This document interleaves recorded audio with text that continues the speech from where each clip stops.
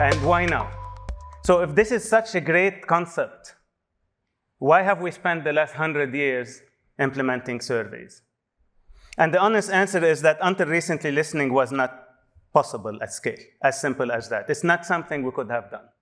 And we're going to talk about what changed that makes this much more realistic today than yesterday. 3 main things have changed in the last 24 months. They've changed things quietly. The first one is now AI can interpret expression at scale with domain understanding. So the premise is when you have a mechanism that understands the difference between an employee burnt out at home or an employee burnt out at work or a patient being stressed or something like that, being able to understand the context, the domain, et cetera, you're able to interpret information already available at scale. The cost of capturing ambient signal has collapsed. And actually, if you had to build or capture expression at the source 4 years ago before AI, you're going to have needed an army of engineers and an army of lawyers to be able to look at that and be able to bring you the insights that you need, assuming you're going to be able to do it, assuming it can be sustainable.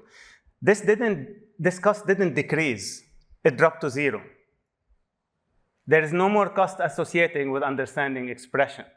Once you are able to hook up to existing expression that has already gone through all the governance and everything that it needs to go to, there's no cost associated with that.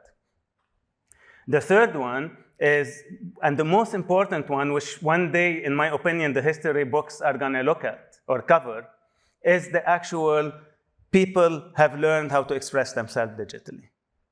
There was a time in 2003 when I founded Explorance where I didn't have a channel to go express myself at scale. There was no Glassdoor. There was no Slack. There were a lot of things that were not there. There was no culture of digital expression. There's a lot of things that didn't exist before. There was no social media. So if we look at it today, it's people are really good and willing to make themselves heard, to express themselves, not for the benefit of an institution to get better or an employer to get better, but for the benefit of that applicant, for the benefit of that person that's considering joining that organization, to make sure they understand what they're going into, what they should avoid, who they should avoid, and why. So these 3 things are foundational. These 3 things make it possible.